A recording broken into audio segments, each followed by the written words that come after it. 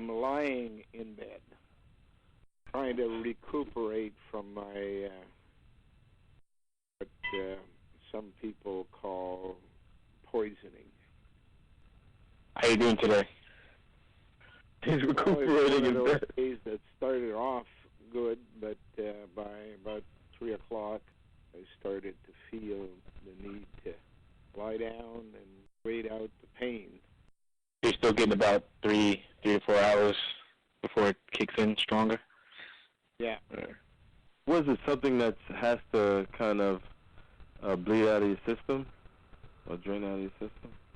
Well, from what I have been told, it is linked to a pesticide, which normally over the last few years is used to grow corn. Apparently, there is a gene that has been modified within corn to make it grow in larger quantities, but that gene is affected somehow by a certain pesticide they've developed to go along with it. And if it's sprayed widely before planting, is what I understand, then it attacks the nervous system. Yes, included in that test, the corn, they are present, are bee populations. Have been referring to a situation recently called colony collapse, where bees are dying by the billions. Of course, the chemistry crowd that manufacture this genetic engineered corn care more about their results than anybody else's. So if it affects bees, it doesn't really bother them. Now, how it got into my system is a question which is still to be resolved. The cell, I know, has been investigating, and they are looking into the possibility that our next-door neighbors, who've recently acquired control over the farmland around us,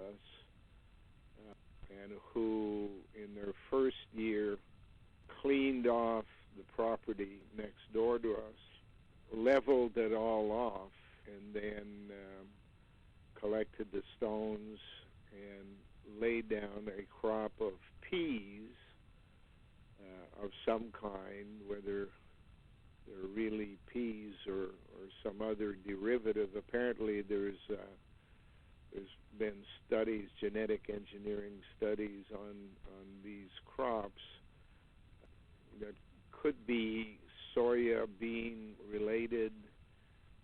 In New Zealand is where they've done the testing. They had that in the ground for the first year. Then the second year, which was last year, they leveled the ground and inserted water irrigation pipes and put in corn. And it's thought that irrigation was a means for spreading this pesticide. This, of course, family next door to us is known as, their family name is Snowden. They are linked to the royal family of England.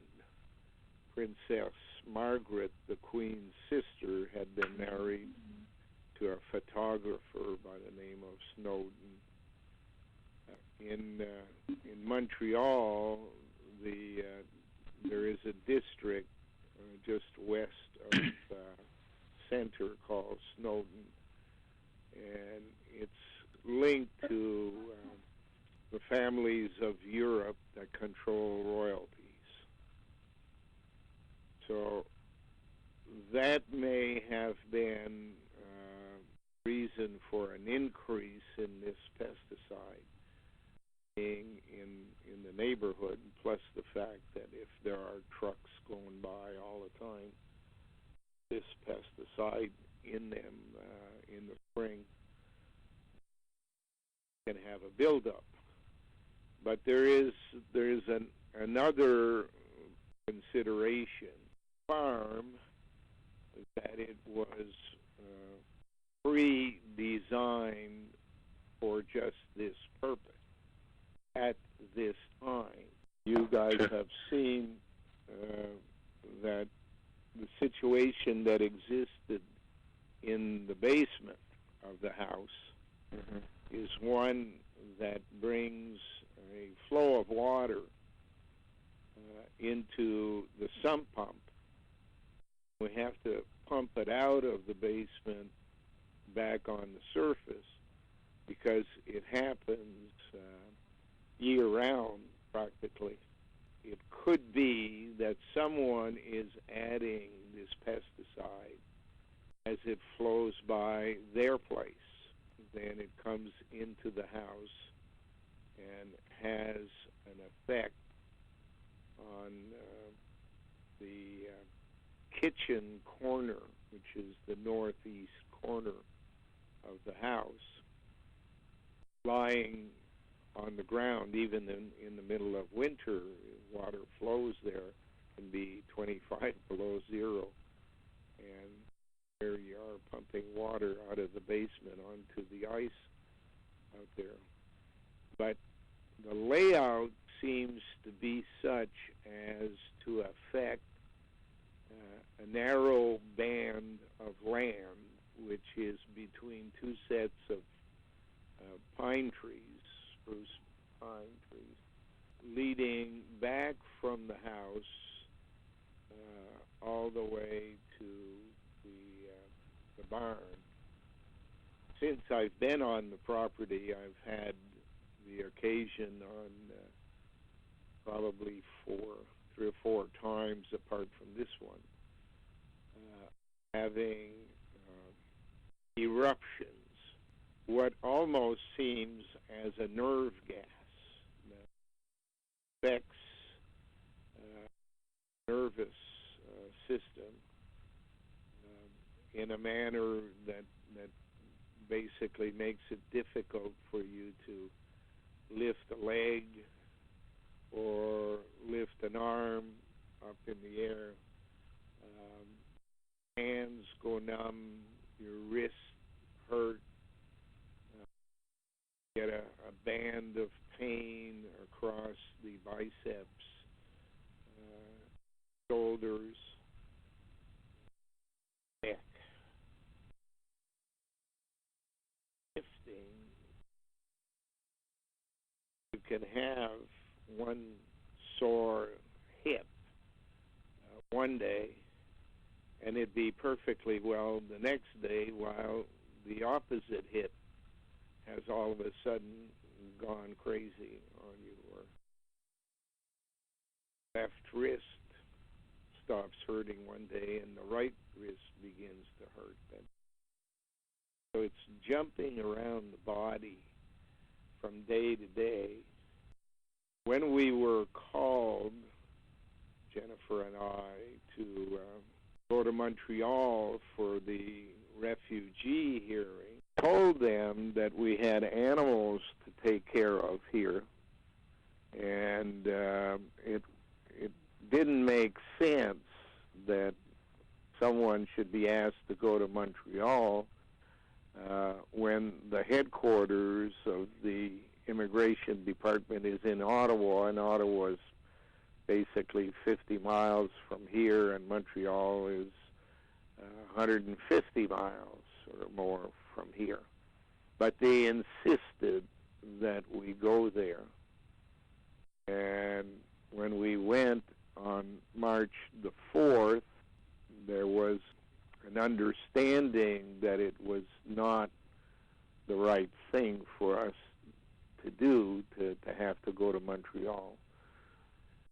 And finally, the judge decided that they needed to hear the bigger story of what Jennifer and I have been talking about, which is goes back before the Ice Age, includes the evolution of trees and memory, and the evolution of memory in human beings since then.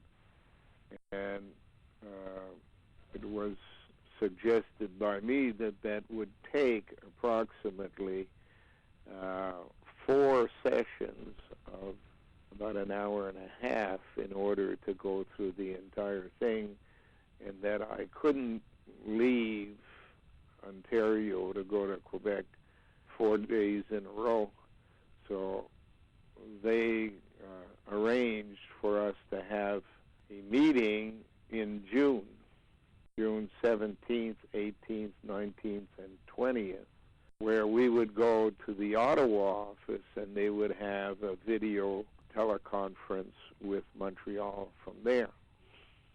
While we were in Montreal, I asked them what they intended to do for Jennifer, because she's in Canada as a refugee because of what they tried to do to her in Ogdensburg. And the judge said he wasn't aware of the details, that he couldn't answer those questions. I'd have to go somewhere else. In the meantime, we found out that all refugees that come to Canada are placed on kind of a welfare ticket, as with other people on welfare, and they have a basic monthly income on which to survive. She has received nothing. And in trying to identify who's responsible for it, you can't get through to anybody. So we came back to begin the process of waiting out the period from March the 4th to June 17th with no money, which meant, of course, that Jennifer couldn't pay her car insurance. And while we were here, we were noticing that people were playing, I don't know when, at night or whenever, with our vehicles. Now we've had a visit from the police to say that because she has no insurance, she can't drive her car here, which will make it difficult to attend any sessions in Ottawa. And they seem to have been involved, and I'm talking about from information received from the cell, the Ontario Provincial Police seem to be involved with tampering with our vehicles, tampering along with our neighbors, providing support for unannounced and untold visits to the house and farm, tampering with the laundry equipment and that kind of stuff. And now we have the additional burden of having to deal with this pesticide that is either being sent in through the sump pump or by some other means. And they had the crop of corn there last year, but I don't know what they're planning this year because I haven't seen anything grow there yet. Now, all of this is seemingly part of a bigger plan associated to what we've been talking about, the Lou at the Sioux. When the flood comes, there are basically two floods. There's the water flood that comes and destroys things in its way and turns the plate of the earth into a nova. But there is also the other aspect, which is it raises gases out of the ground, and you get what they call a dry flood of gas that will flow from this area towards Ottawa. The intent, I guess, is to make room for civil servants who will have to migrate from the U.S. and take over positions in government in Ottawa. We've seen that the national capital of Ottawa over the last few years has been amalgamated to the point where the farm area around Ottawa, now included into the city of Ottawa, has now made it the largest footprint for a capital anywhere in the world. So obviously they're awaiting the arrival of a large number of Americans as soon as the Lou at the Sioux begins to occupy land in this area.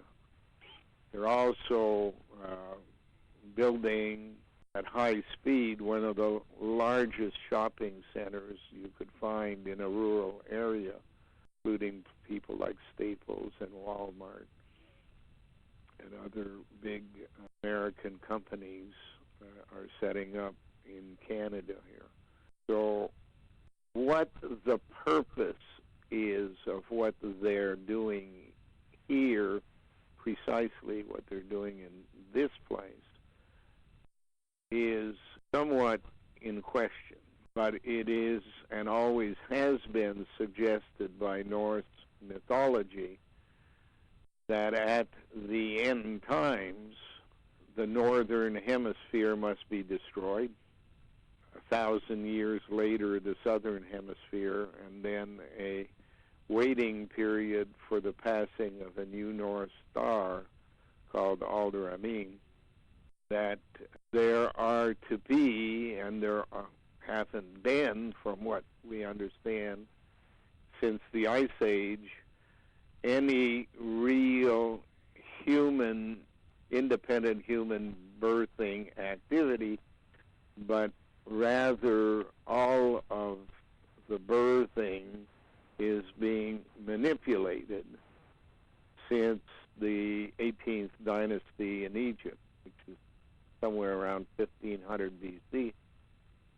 And human beings are being raised like cattle, genetically engineered prior to birth, task-oriented in that genetic engineering, and then added into the existing populations in numbers that over time take over the genetics of any group, and is the reason why they use the word country for a specific genetic group of people.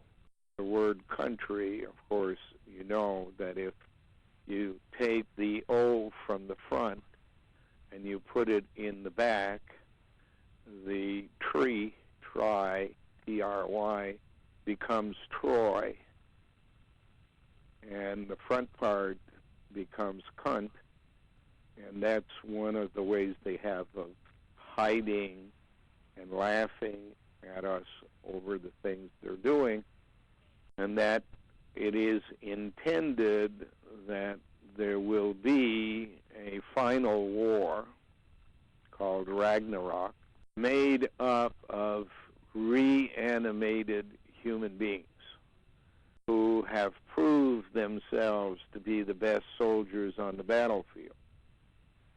You'll remember that China has been unearthing what they call an army of clay soldiers, which each individual, and there are thousands of them, has a different appearance, facial appearance, body size, and whatever. And that they are the replica of the genetically engineered soldier at the end time that will be reanimated for the planet. And that there has to be an equivalent army constructed in the West. Well, we now know that genetic engineering has been introduced into secret religions based upon ecclesiastic Freemasonry from at least the time of Hatshepsut in the 18th dynasty. A woman who wore a phony beard and ruled as regent over Egypt, even though it was illegal for anyone but a male to be in charge. And that activity was repeated 100 years later by a male and a female called Ai and Tai, who ran basically the harem for the pharaoh, from which were born Akhenaten, whose name basically is linked to that. The existing priesthood of the day was Amen, and he was Aken A10, which said that so many changes down the road, they would have the species that they call human modified to their rules and regulations. And Akhenaten's grandparents, of course, were linked to an Egyptian family called Thutmose. And he basically left Egypt with a formula for genetic engineering human beings under the name of Moses, and brought it to Jordan, from where they waited out the 40 years necessary for people in those days to die off so that nobody would have the knowledge of the connection. Then moved in under King Saul to create out of Palestine a state called Israel. And Israel's name was derived from the wife of the first family that left Media in Iran to go to Palestine to begin a new religion. The wife of the family was Isra.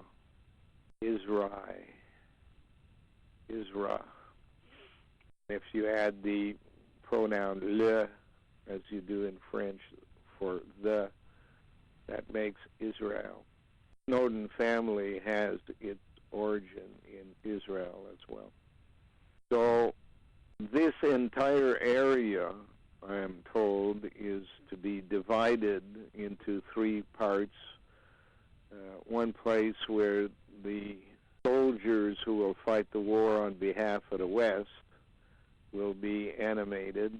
The meeting place in the center, and in the east, as the bodies are produced on the western side by nuns, the soldiers will take their place.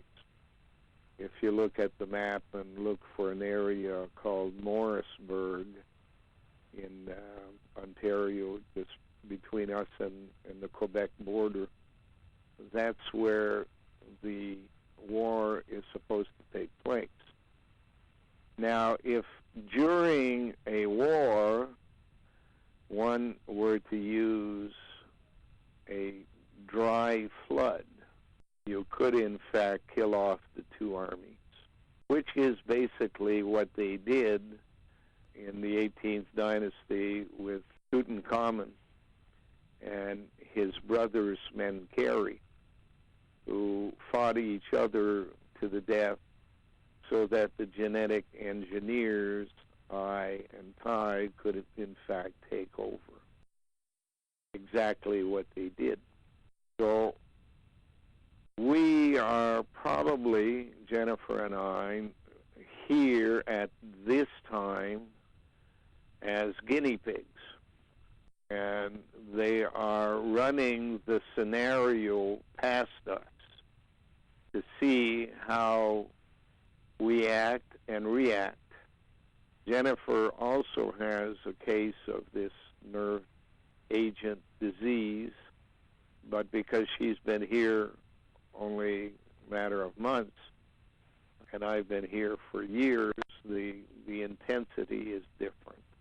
Trying to affect our ability to survive or do things that are being asked of us to do, it seems to be the goal behind all of this.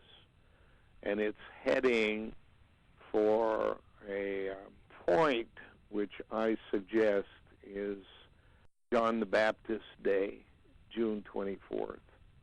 John the Baptist, as you know, was decapitated at the will of the king. Not because he wanted to do it, but because it was a request made from him, made of him, by his wife and her daughter. St. John the Baptist is the patron saint of the province of Quebec. I'm 71 years old now, and I lived on the border of the province of Quebec in Ottawa, and could never understand how come in our region of Ontario the average family size was 3 or 4. But in Quebec, the average family size was 10, 12, 15, 20 children. And I had trouble trying to figure out how a family can exist with that many children, and where did they come from? Because making 20 kids in each family or 15 kids in each family seemed to be an awful burden on a couple.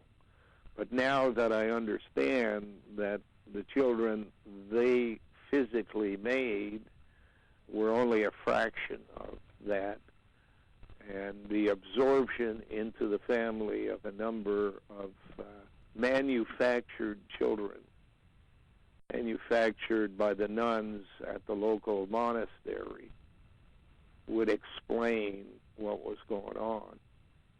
And that by manufacturing task-oriented children and inserting them into families and providing them an income on which to live would make it something that would interest the parents. Catholic families seem to have repeated that process. Western Canada and down into the United States, Montana, Oregon, into California.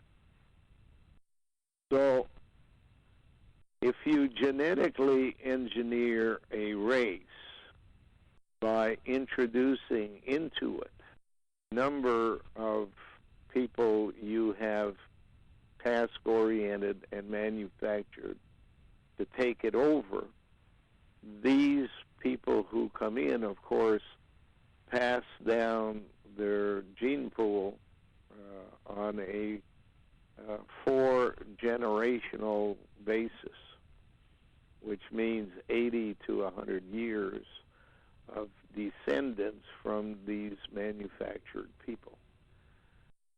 And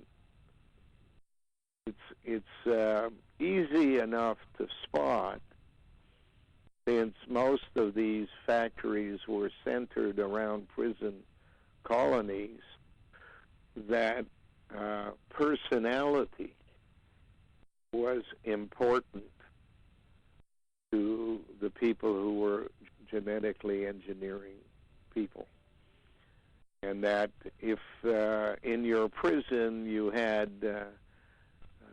100 rapists or 100 mass murderers sent from all over the world, as they did in Ogdensburg, New York, and later moved to Australia, it would be fairly simple for the engineers to figure out which gene needed to be input into the individual they were making to replicate its personality, make it a psychopath, make it a mass murderer or sexual predator. But these are the exceptions, I suggest, to the rule. The majority of the population was basically too smart. I'm not talking about intelligent now. I'm talking about people who can think on their feet rather than obtain the information from a book. And they needed these smart people to develop a space program. But if you're going to make a race, there are too many of them that are not involved directly in making the space program. And they become a problem to the master because they don't basically listen to what they're being ordered to do without prior discussion. So dumbing down is one feature that was applied in search of mediocrity. And a dumbed down, mediocre race makes a great bureaucracy. People who, for personal gain, will follow instructions without question. One doesn't have to look too far outside of New York State, Ontario, and Quebec to come to the conclusion that this was the center activity that led to the creation of a bureaucracy. State bureaucracy in New York, which was planned in Massachusetts and tracked in Maryland, was created in the center point between Quebec, New York State, and Ontario. And these are the people who are in charge today. Now, all of this stuff had its origin before the Ice Age. And it all has a very defined process by which it evolved. You know, the eldest trees being as old as 80 million years collect information.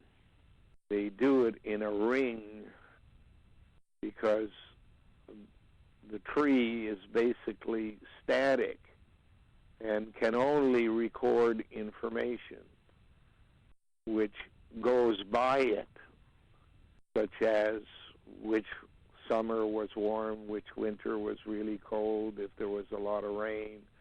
All of that stuff is recorded in a tree. It takes water from the ground, reanimates the tree, just as if you were reanimating a human being. It collects energy and information through the branches and the leaves, and then returns the information to the land. And when it does, the leaves change color, dry up, and fall off. Human beings are not much different than the tree and the animals, dinosaurs, and whatever that lived in between 80 million years ago and today, except for one thing. They, in fact, are in motion. Human beings, like all animals, are born in one place, but don't necessarily stay in that one place. They collect information in their region and eventually end up wanderers across the countries of the world, collecting information. So memory is at the heart of all of what we're learning, and the reason why the company that manufactured the BlackBerry is called Research in Motion. They changed their name recently, but RIM, which Mir in Russian means child or son, is basically what they were all about. They were about building trees that would gather information at a further distance than the place they were born in. And in order to do that with human beings, of course, you use the tools called war, pestilence, famine, and disease to cause people to pack up en masse as a group and leave the place they were born and go to another region in which they will then bring with them their genetic pool. And, of course, you saw that happening when Arabs went through Africa, collecting black people, putting them on boats and shipping them across to the West, where they would be the slaves of white people. And, of course, the master who has the gene of a sexual predator will move some of its gene pool into the black population. And contrary, the black population used as slaves and going into the homes of white people will do the opposite from a place called a harem, or in New York State, Harlem. So there is kind of a consensual discontent going on all the time with groups of people being moved from one place where they were manufactured to another place where their personality traits are needed to infest or infect, whatever you want to call it, another group of manufactured people and change the totality of their gene pool. And that's what we have seen develop over the years. To go into all of the details of that which we've collected with the help of the cell over the last 4 or 5 years would, as I told the government, take a minimum of 1.5 hour sessions 4 times. And unless it's recorded, no one will ever remember all of it, because it's been designed that our brain is able to listen to something for about 45 minutes, and then we start losing touch with what is being spoken. But that's the general picture that we're seeing now, is that Dr. Wilder Penfield was an American neurologist. from, I believe, Washington State originally. And he was studying memory. And he was trying to figure out, and by the way, Wilder is a code word, Penfield is another combined code word. So he was genetically engineered for this particular task. And he went to New York to attempt to get funding for an experiment that he wanted to carry out. Ended up in giving details about what he wanted to do in a laboratory to study how memory really works, and was denied support by the U.S. government because it was considered to be inhuman or tampering with the laws of creation, and was unable to proceed there, but out stepped the Rockefeller family, and they agreed to support his research, but he would have to move to Montreal to be outside of the border of the United States. And he did so, and at McGill University in Montreal created the Montreal Neurological Institute, from where he proceeded to do his investigations. The main end result of his investigations were that in open head surgery, he was able to prove to anybody who was standing by and watching that the brain functioned in a fairly simple way. It basically recorded in what is known as the pineal gland, it recorded the information in what appeared to be a frame-by-frame process, gathering up all of the information from the day one was born to the day one died. One would discover along the way that some of the things that were being learned were traumatic to the extent that it would debilitate the individual from normal daily life. And when that occurred, a compartment was opened up. That memory was moved to the compartment, and it was shipped into the subconscious. But that in opening up the brain to his manipulations, he was able to demonstrate that you could, in fact, turn memory back, or as one would see on a tape deck, fast forward or at slow speed, minute by minute, and wherever he stopped, the individual on the operating table would not only recount an event that had occurred, but would relive it.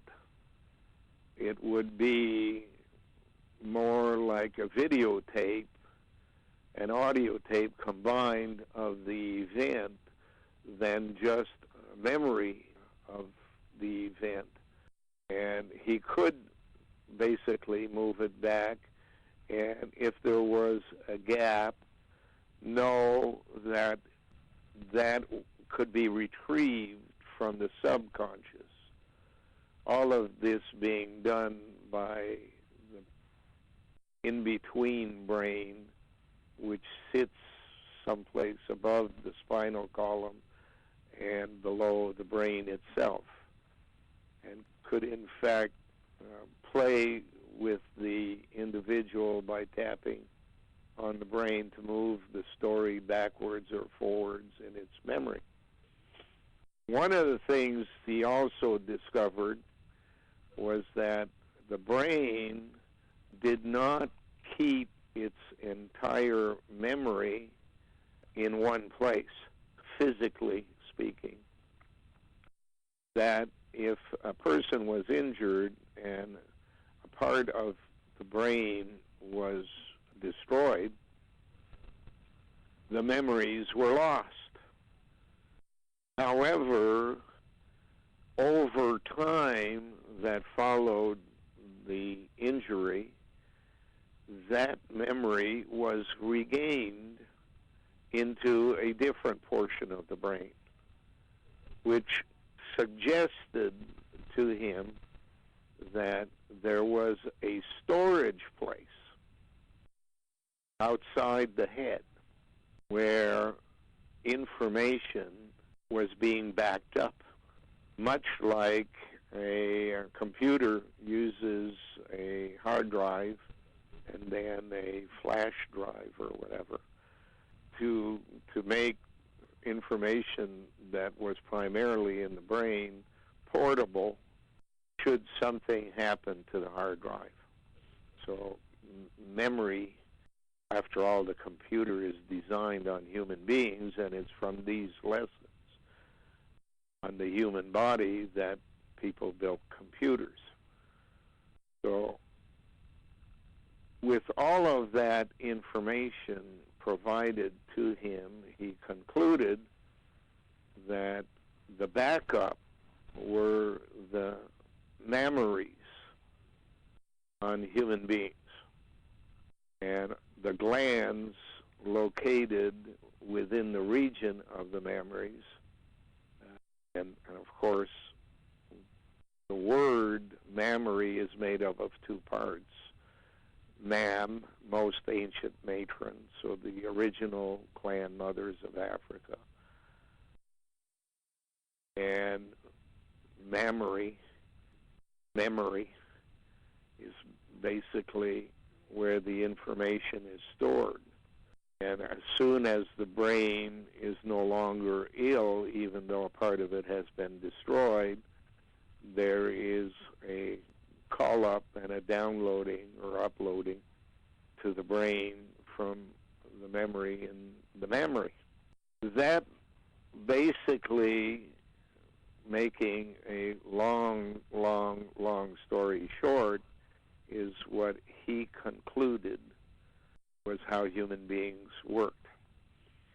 And he got from the scientific community clash of opinions, which basically suggested that his patients, the human beings he had on a slab in front of him during these open-head operations, may not be telling the truth, that they may be inventing stories as they go along, that he had no way of confirming that what they were saying had actually occurred, and concluded that the only way around that situation would be to genetically engineer with certain talents, art, both dance and on paper, and lifestyle,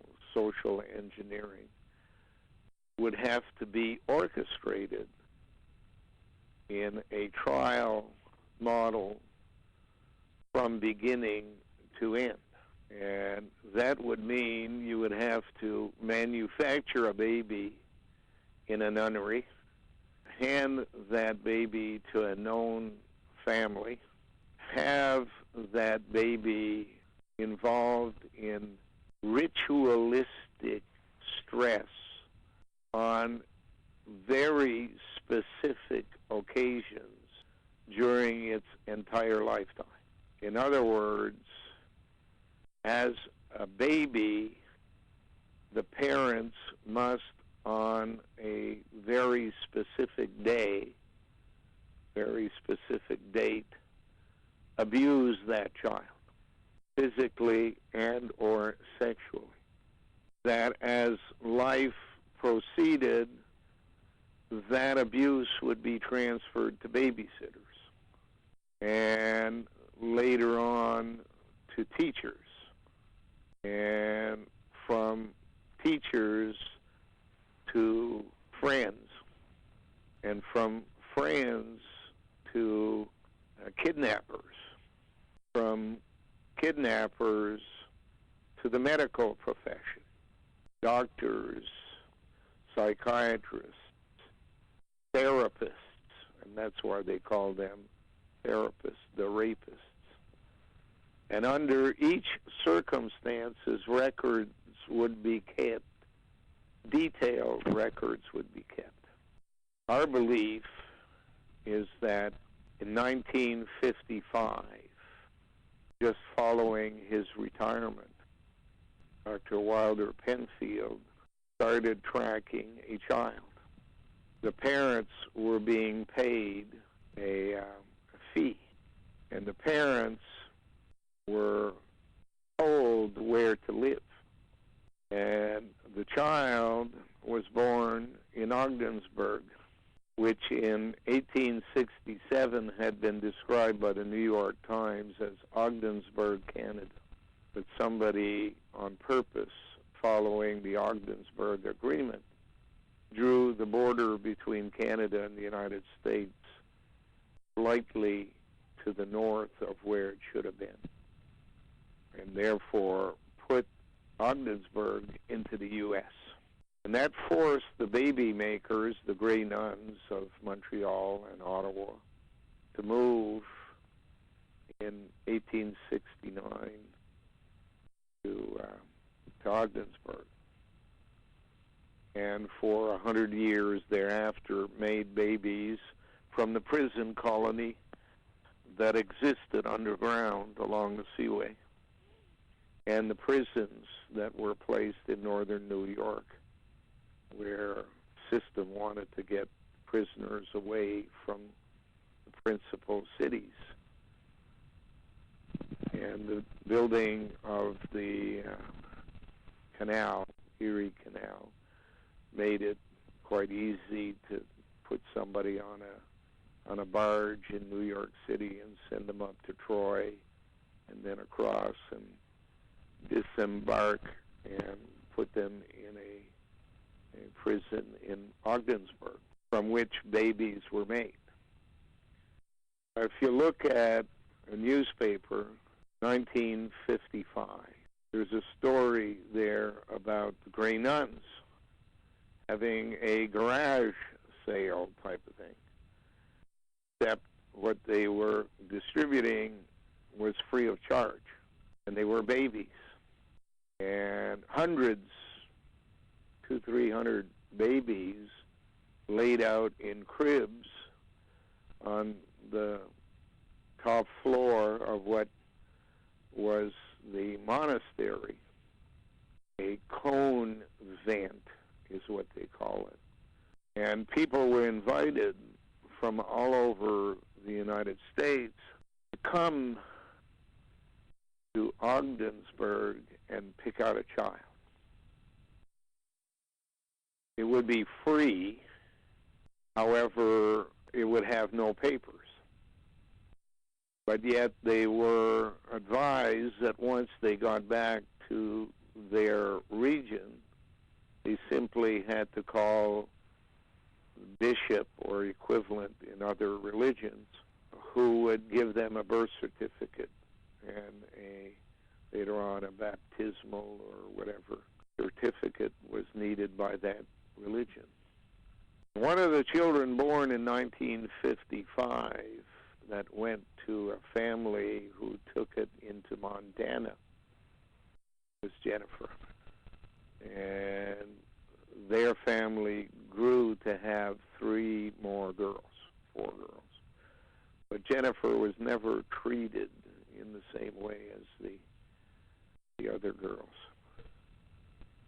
Special treatment for her, not necessarily positive, actually negative in the most part. But it simply followed upon the ritualistic activity that the parents were charged with. And eventually the father, both were teachers, mother and father. The father was chased out of Montana for what seems to be associated to child abuse. And they took up their living space in Southern California, Anaheim, to be exact, right where the abuser of children called Walt Disney set up Disneyland. That allows for a lot of parents with similar children to bring them to a central location, send them to Disneyland while they attend classes on how to advance the cause of the system. And close to the largest U.S. Navy bases in the Pacific, who in fact took care of some of the kidnapping these children and ritual abuse into their adulthood. Everything recorded from 1955 on becomes part of the record in a hospital. And from the hospital, federal laws are imposed upon local hospitals, and reporting has to be done to a central place on how the patients came in and what their problems were and the overall experience they had in the time they were in the hospital. But then the next step comes in where the federal government orders different reporting structures that meet other requirements than the one of getting the patient better. And those reports are stored on and worked on in Maryland, which, by the way, just happens to be the headquarters of the U.S. Navy. The U.S. Navy is not, of course, something that just popped out of the ground and became mariners. They are descendants of all navies before them, because how else could a country send people to another country en masse without ships? And if you go back in time, they basically were known as Phoenicians. Phoenicians, at the end is linked to Cain, the builder. Phonetics is the first part of the word, which meant that they could deal with many different populations that they would plant all over the world with a different language, but the phonetics of the language and the pictographs of the writing, they would know. And every time you see a picture of someone arriving from Spain or Portugal to a new country, the guy standing next to him is a priest. And he would decipher what the people who were already there knew and teach languages to the people they were bringing, who would be inserted into the gene pool. So in other words, the period in time between the Ice Age, the last or fourth Ice Age, which you're writing down numbers, would be 24,000 BC to about 8,000 BC, period of 16,000 years. That's the marker between the original people who were first evolved through creation from the trees, the plants, the other animals, by the combination of genetic material sent to Earth from outside the solar system by the arrival of comets.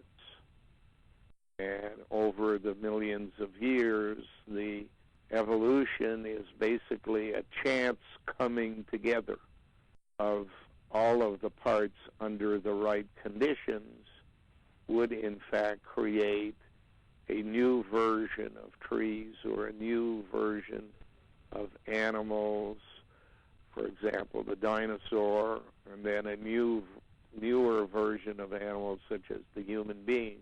Once the lesson is taught, that dinosaur may be the biggest animal in the world, but it also is the dumbest and is not needed for the purpose that system has in mind of creating a mind that walks and is in motion.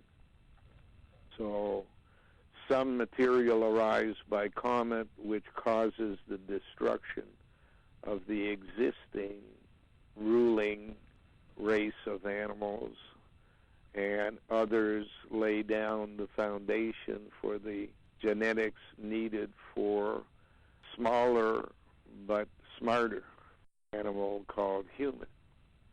And over the period of approximately 130,000 BC to 80,000 BC, about 50,000 years, humans lived as they were made.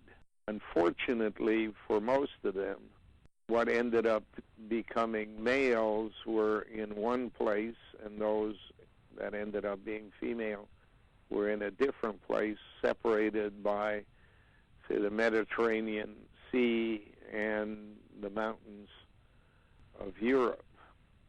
And it wasn't until about 80,000 BC where they came together.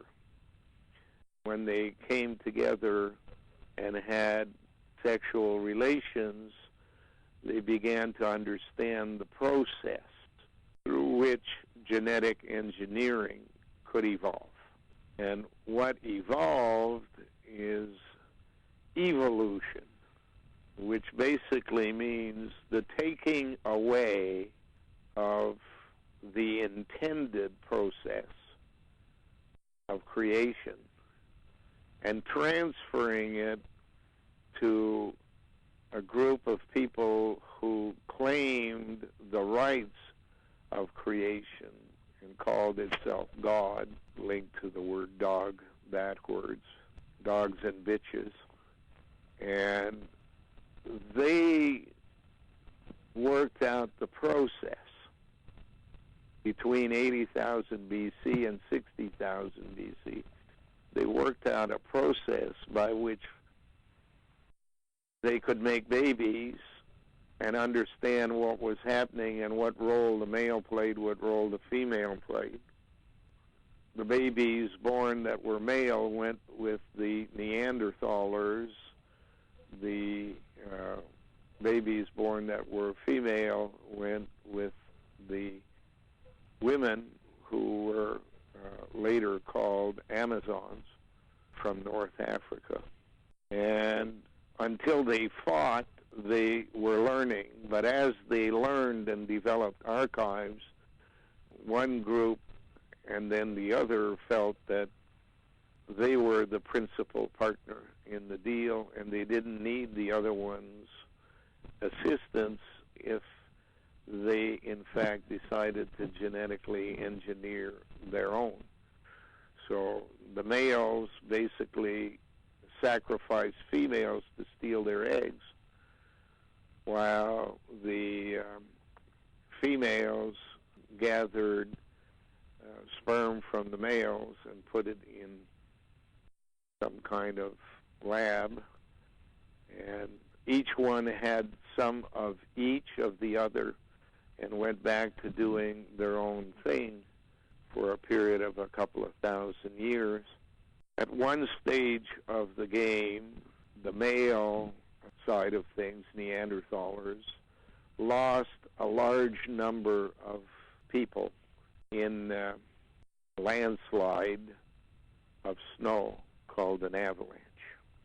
And in an avalanche, there's kind of instant death in a matter of minutes, followed by instant freezing. If you remember some of the things we talked about before, if a person or an animal dies in other than freezing conditions, the spot on the ground where they died will change colors. The place you bury them will also change colors. So there seems to be a kind of a two-step process, three-step really, because first there's death. Second is immediate loss of life energy that is absorbed by the grass around it and changes its color.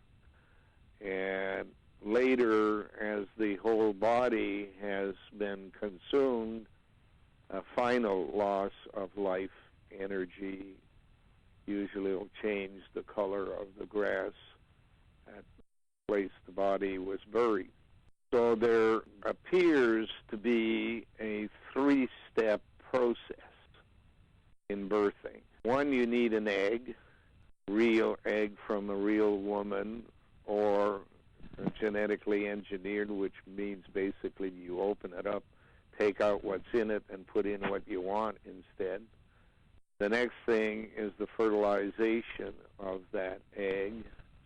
And the third thing is the addition of life force in a step-by-step process, which with human beings takes 9 months, developing a fetus from beginning to end. And that can only be done, they were to discover, if the fertilized egg was in a sac containing a liquid which resembles water, amniotic fluid, which just basically means water that's had additions to it. And the lesson was taught to the Neanderthaler when they would retrieve some of the people who had died in the avalanche and put them in a place to melt them down and find out that he basically died again. And that was the end of it. Somebody had the idea that you had to slow down the thawing process, and they put them in a room where they could control the temperature and drop it slowly, and found out that there wasn't much difference from doing it quickly if it was done in a room. And it was suggested then that maybe a vase of some kind, transparent vase that they could look at, fill with water, seawater, would in fact bring this to life. By the way, salt in any recipe has not only the ability to give you a salty taste, but sodium enhances the flavor of everything else that's been put in the recipe. So, in all, they made a solution using the sap of trees that bore fruit as a basis instead of straight seawater.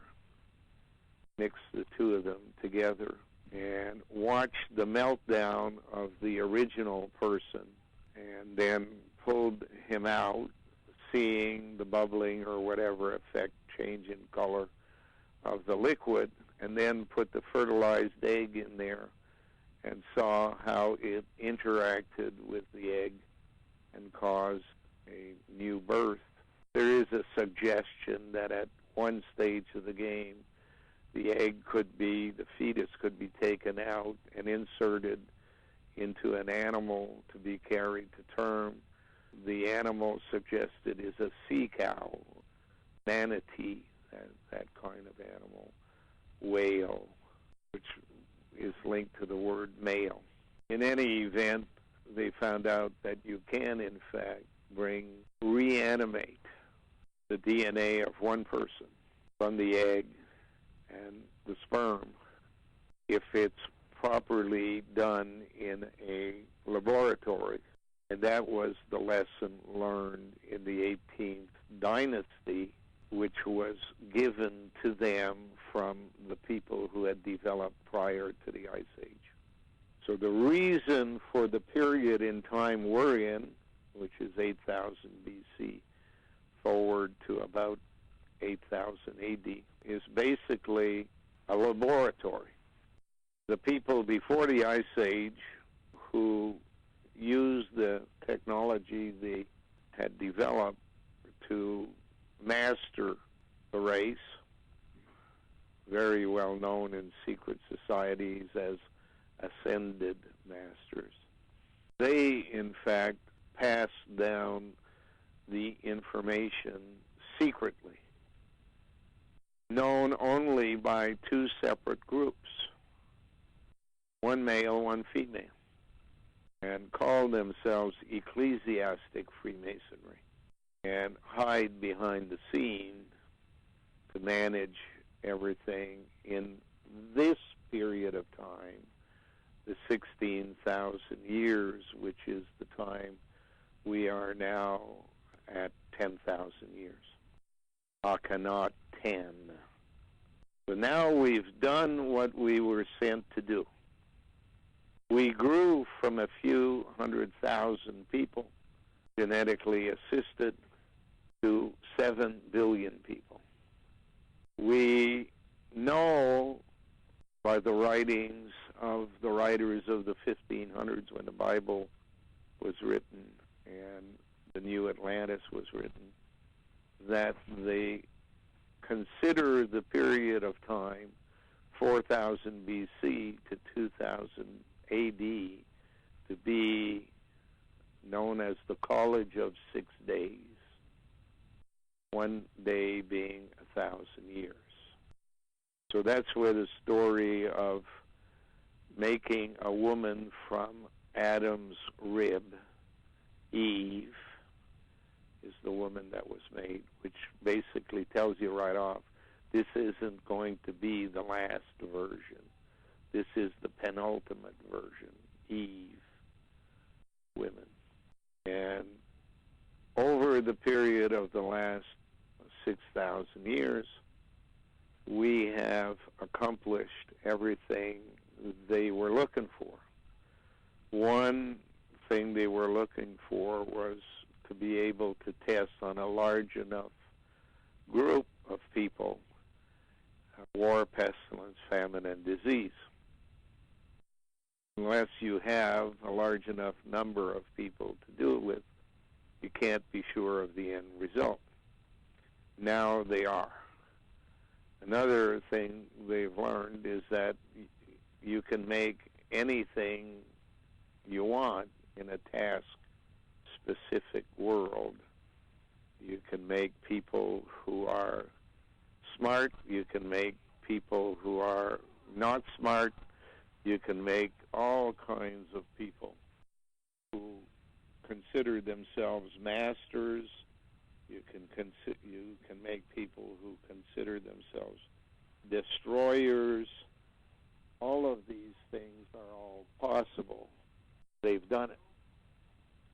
Now the time has come where the information they've gathered has to be assembled and retested without the interference of those who did the original investigations. Most of the original investigations were done in the Northern Hemisphere. Northern Hemisphere contains 6 billion people. Southern Hemisphere, 1 billion people. From the 6 billion people, you have to go through a process of mass destruction to eliminate as many as you can, leaving 1 billion in the Southern Hemisphere, which basically means South America, South Africa, not the country, but the location, and Australia, New Zealand. That gives you 3 and 1, 13, like 2013. They are awaiting there the opportunity to begin the process of reviewing the papers, reviewing the archives. And for that purpose, the money that had been sent from the West, the surplus money that had been sent from the West and turned into gold and made part of Hindu society, is now being transferred to Brazil. They will have the same task in Brazil as India had during our period here. The journey of the money is basically symbolized by the movement of the Orange Lodge, leading to merging with the nuns, gray nuns, blue nuns. There's all kinds of nuns, but they all have the same purpose, and that's to have God's children, place them out into society. So a symbol had to be created for this, and it's known in the world as the Jewish Holocaust. We are now told the intent was to destroy the Jewish people by Nazis in Germany. But if you know the history of Germany, the people there came from Israel during the diaspora and set up the biggest Jewish state in Germany that was in place until the end of the 1800s, the beginning of the 1900s. So it's kind of like a civil war. They changed religion for the purpose of doing what they had to do, and to disguise what they had to do, and to enhance the memory of why they did what they did. They began by gathering Roma, gypsies, and assembled them in concentration camps. Then they followed by gays, and then by Masons, and finally turned their attention to Jews. And the total number killed is not coincidental, but basically based upon a college of 6 days. Instead of 6 billion, the first gang is 6 million. And it all happened in a period prior to the reanimation of the State of Israel in 1949, 49 being a 13. The same border was applied between the United States and Canada, 49th parallel. Not by accident, all basically confirmation of where they sit with their plan at any specific time. Along the way of manufacturing people the way they did, they discovered that the fluid, the amniotic fluid in which the babies were born, had an effect on what we call personality, what the medical profession calls humor.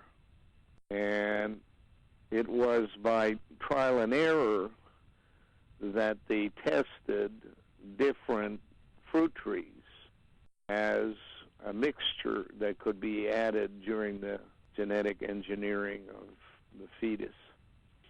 Went through the process of palm trees, coconut, for example,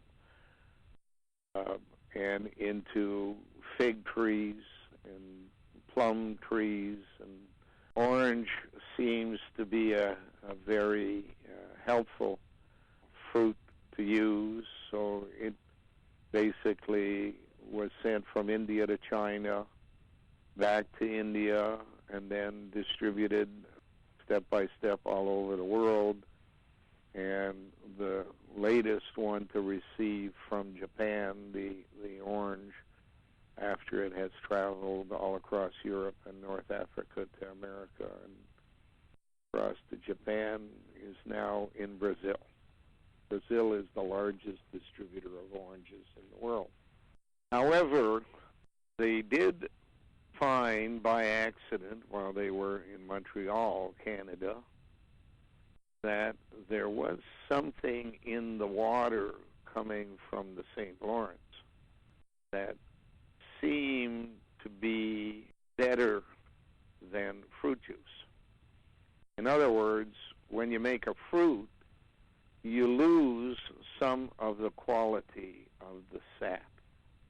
And therefore, what they had discovered 2,000 years before was that there was a tree in Canada, mostly in Quebec and Ontario, some in the northern United States, but mostly in Quebec and Ontario, that in fact made no fruit in the common sense of a peach. Or the latest one they had been using was the apple, and that's where the story of Johnny Appleseed bringing apple seeds to create an orchard and a Bible to read, and the two of them together will tell you what your true mission in life is, and that's to make babies for God who follow the instructions set into their DNA.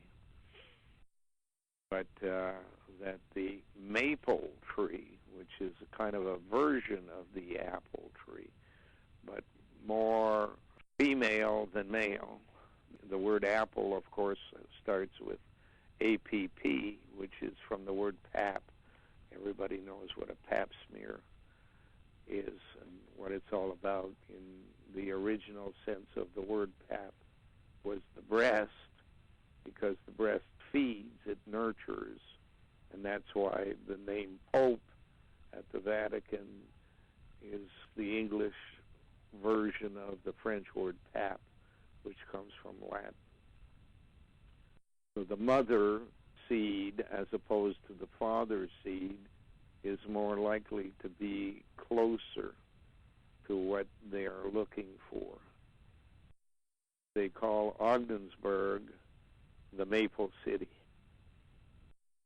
They also have drawn, through the layout of their streets, a fish, a salmon, as part of their map.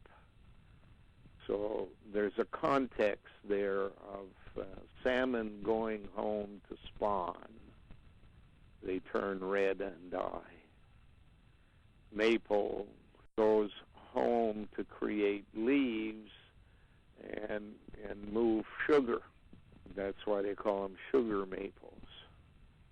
And then at the end of the season, out drops the sap, and the leaves turn red where there's been the most sugar, and fall off the tree and wait for another season.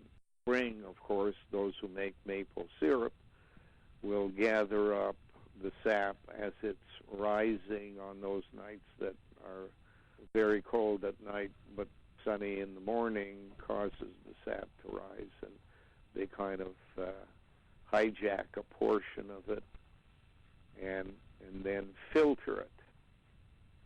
The filtering of sap, it takes a lot of sap, about 1,000 gallons of sap to make 1 gallon of syrup, which makes it kind of strange as to why people would go to that much trouble.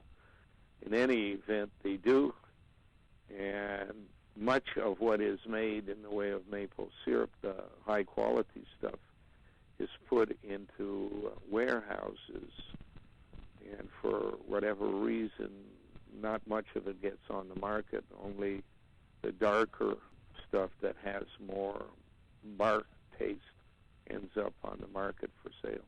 Recently, there's been a hijacking. Somebody broke in and stole thousands of tons of maple syrup from a warehouse in Quebec. You don't know where it's going, but I can probably vouch that it's in some genetic engineering lab someplace. In any event, we go through that stuff every year.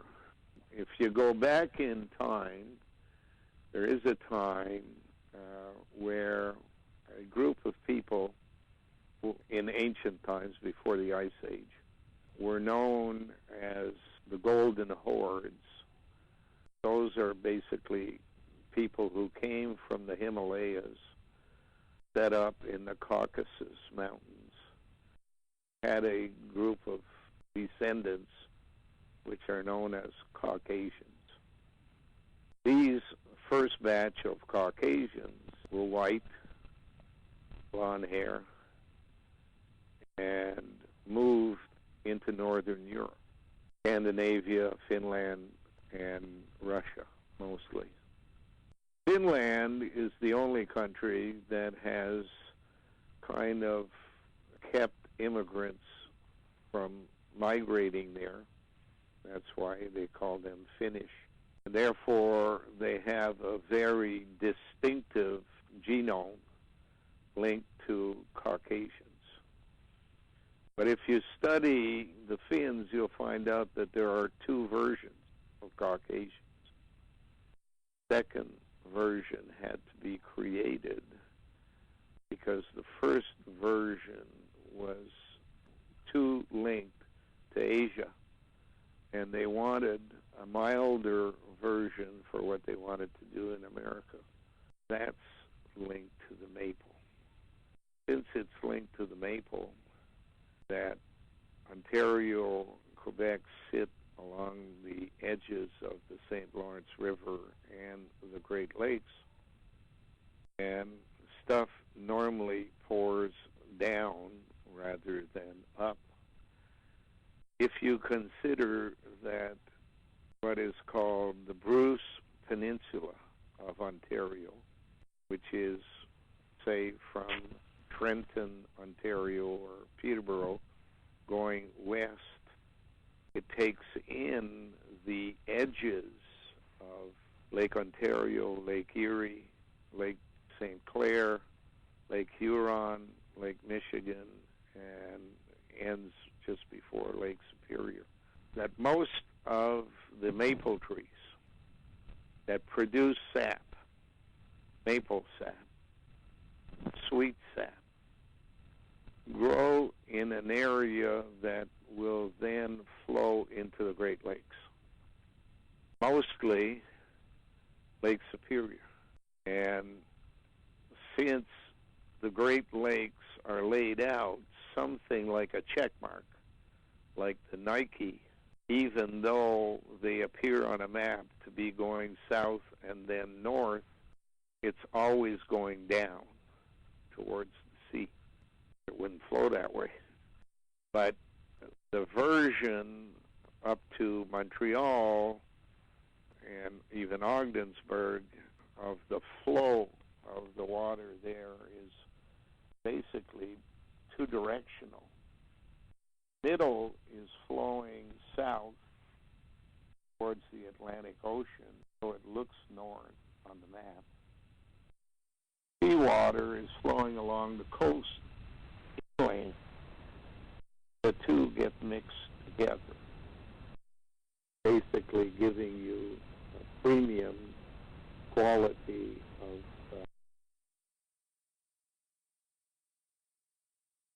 why the nuns moved their headquarters in 1969 to Ogdensburg. It doesn't have to deal with the number of people that you have in Montreal or Ottawa, yet it's on an international highway, ocean-going vessels fly there in either direction to or from the center of the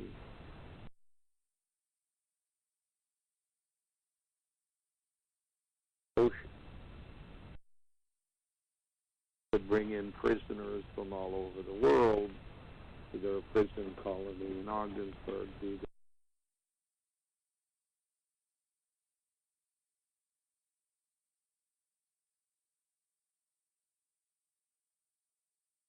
created a North America very intelligent people. On the other hand, very dumb people, same body.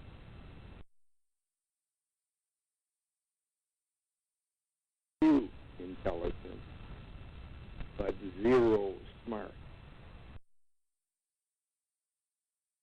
Thinking things through.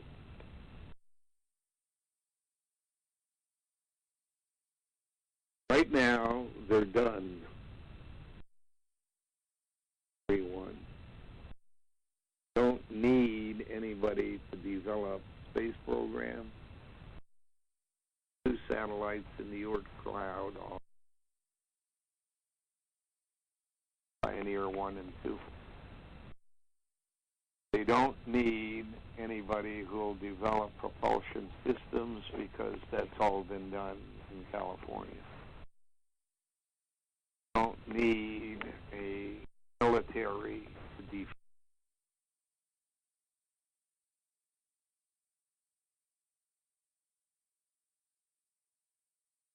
What is a small bureaucracy?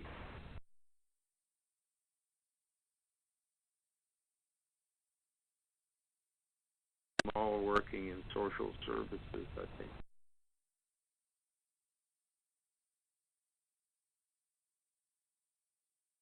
Pretty dumb people who will ask people to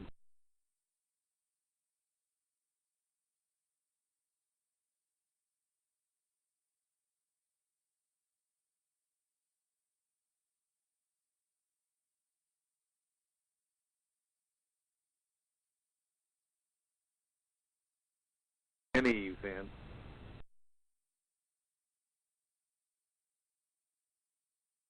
We are now 2013.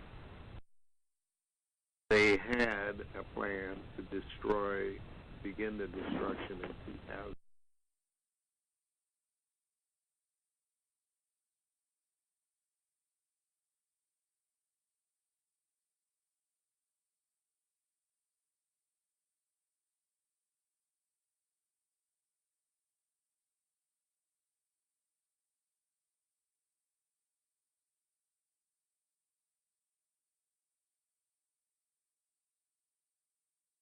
Years of 11.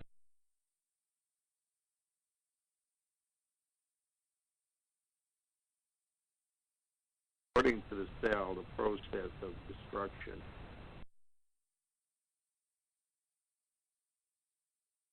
visible yet.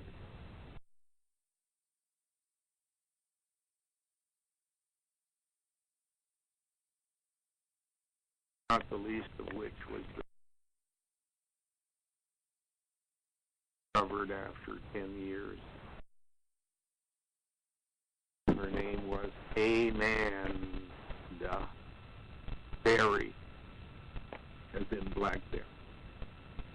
And not a coincidence that blackberry period of crash where it lost 75% of its value on the stock market.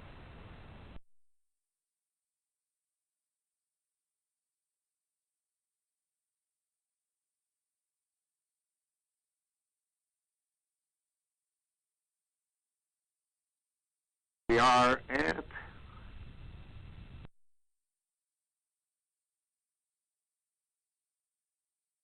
our life cannot exist as is beyond 8,000.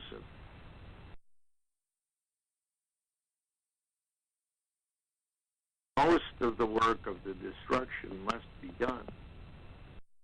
5,000, maybe. Therefore, the destruction of the 6 billion in the northern hemisphere must be underway. It's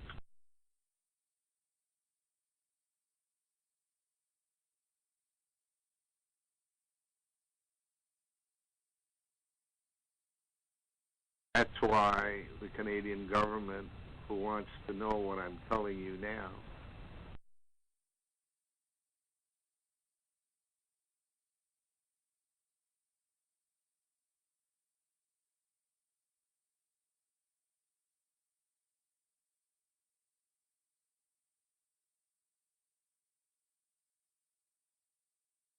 at the end of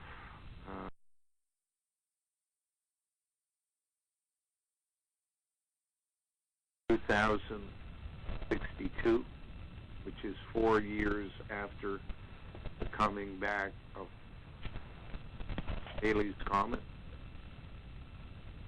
there are supposed to be as few North Americans, few Europeans left possible, as few Asians.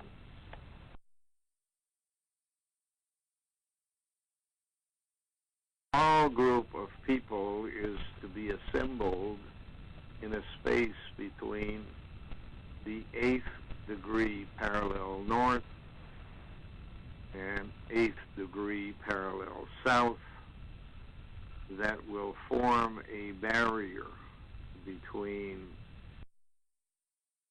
dawn from the north and what is in process in southern hemisphere, working on the archives for another 1,000 years. 3,000 to 8,000.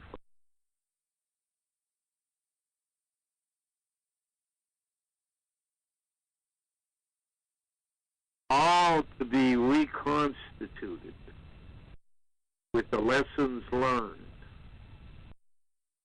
during the period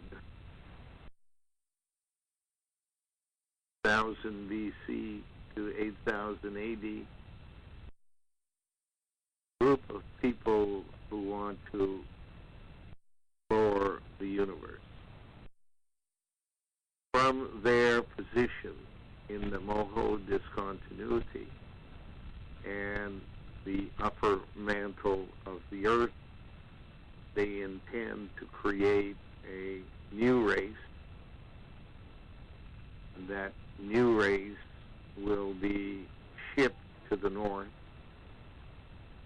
to serve as acorn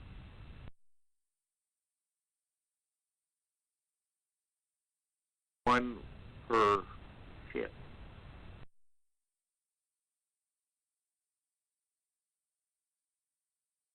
Travel vehicle. We had here, which were born, which were a lot of people who were all the same in Asia, working down the principle of the P to a P for one, which is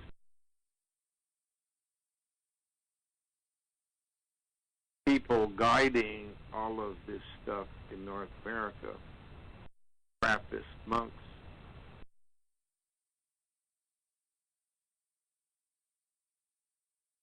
Oka. It's the A. Original A-slave mission. A.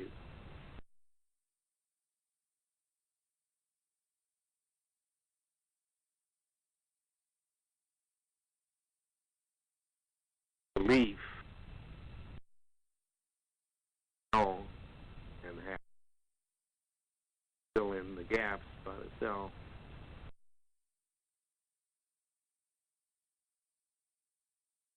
Fail because creation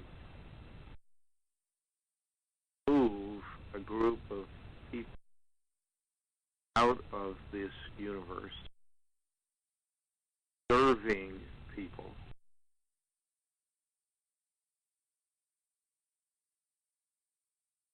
Fourth of 26 existing universes started up again. people who will move have lived and died, knew nothing about what was going on, sitting in a space of this four-dimensional universe called the fifth dimension. Basically just waiting in order for them to move, be a kind of a board of directors or critical mass west of creation. Creation takes back authority. Earth lead the deserving group out of the fifth into the sixth and over to fourth universe. I and Jennifer's cat basically gatekeepers. I unlock the door out. He opens the door.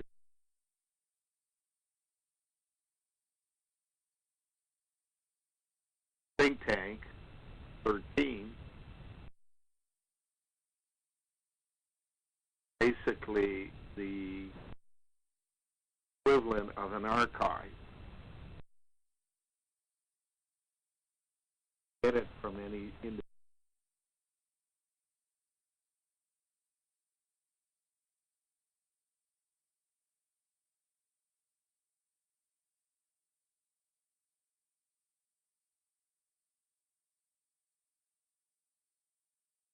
Out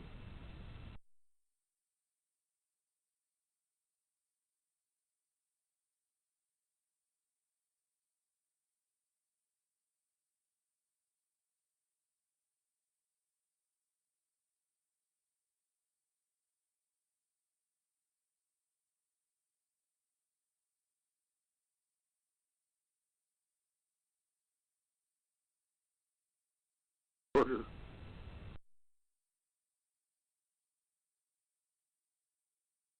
Will choose who those 13 other people who have in fact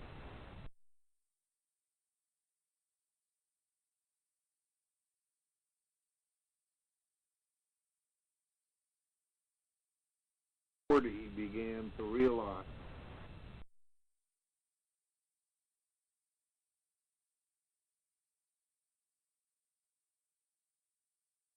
they will be given a chance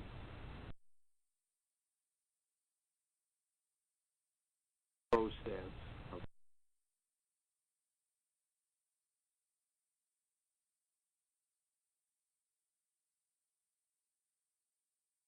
participating in the equivalent of the self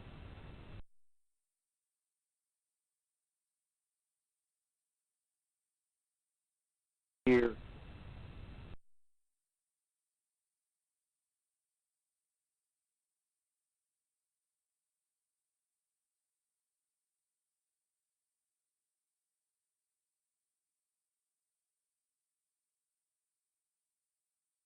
Worst offenders of all, sure than when they appear for trial.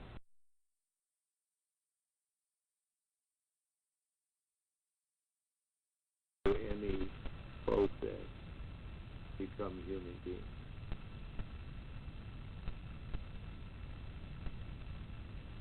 That's a little bit like the concept, I guess, of karma.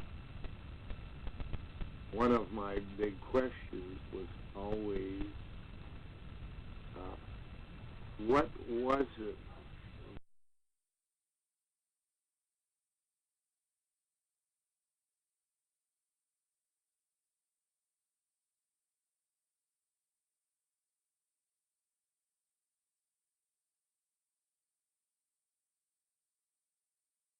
whom it would go, but obviously it went to ecclesiastic Freemasonry, who calls itself God.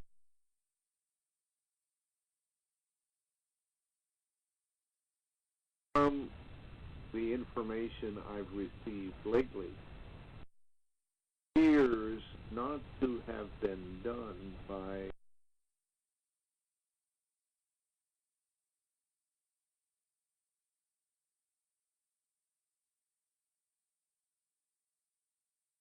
from the birthing process itself. Birthing process, the great pain, would have been a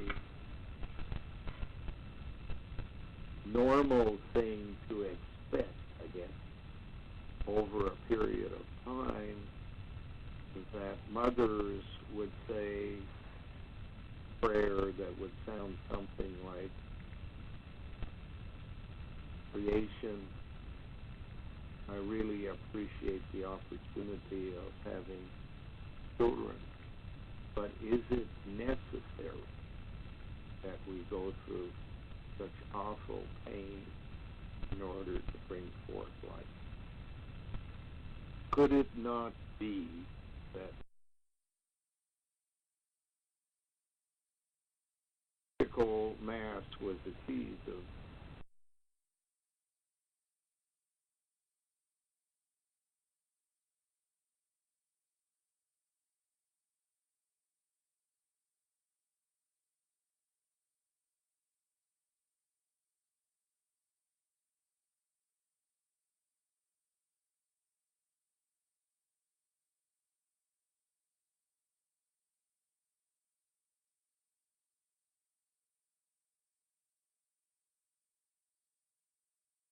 many, many times without their knowledge?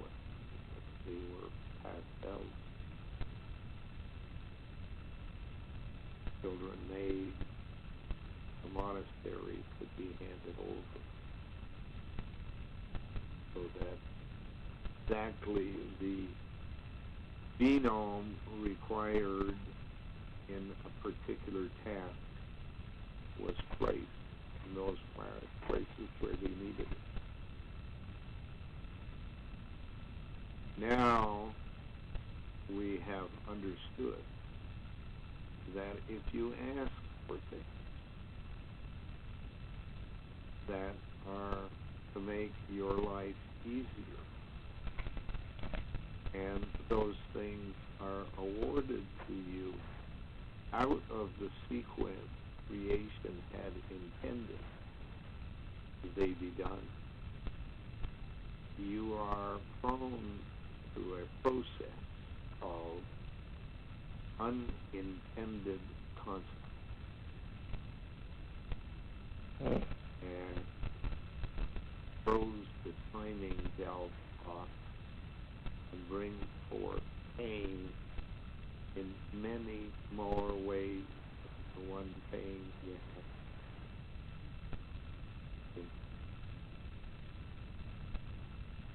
And in fact, self-serving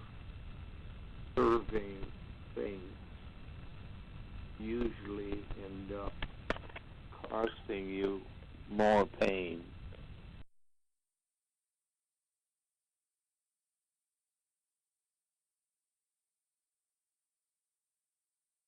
That note,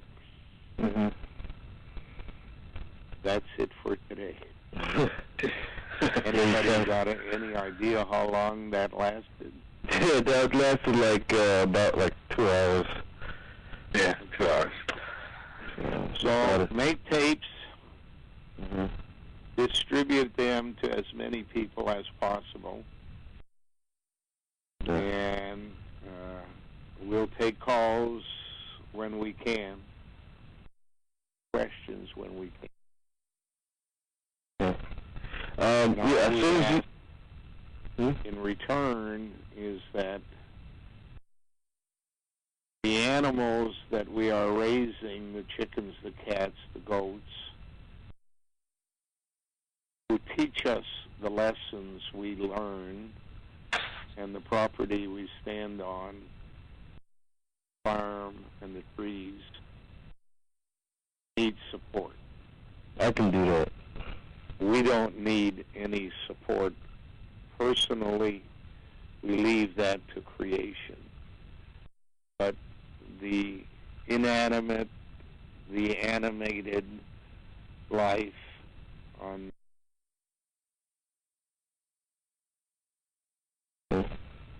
chicken feed is being sold at about $25 a bag.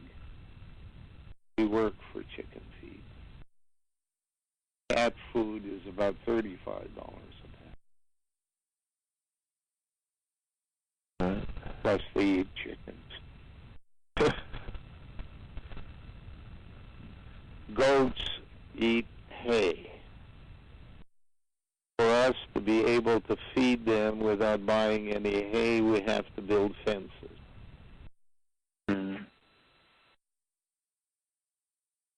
So, if anybody wants to help, goods, services, funds lead to the same thing. Why don't you say your address? The address is Canadian Institute for Political Integrity, 908 County Road 18, RR number 1, Oxford Mills, Ontario.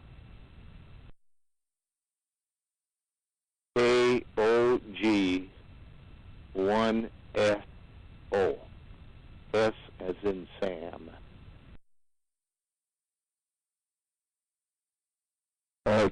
Can you put in Jenny's PayPal account? Do you know? We have no access to the internet. Jennifer has had her car taken off the road by the police here and the insurance industry. So as it stands now, the way to do it is either a check that'll be deposited and takes a month to cash, or post office international money order. Or if you want, bring over a bag of feed. I have the number or a bale of hay. The number to the feed store is, I guess your country code is 1, and then 613-258-1567. You just order. You know it better than I do. Yeah. I go and pick it up. You call up. Yeah. And by calling the feed store, you can put funds on the feed account using your credit card. Yeah. So you want a bag for Glen in the farm. They know you by name. So. Yeah, they know me by name. Glen and Jennifer. Yeah. I shall leave you now. As the ice cream Jennifer put on my belly while I was talking is waiting for me. I need it to get my voice back. Yes. Enjoy. Good night now.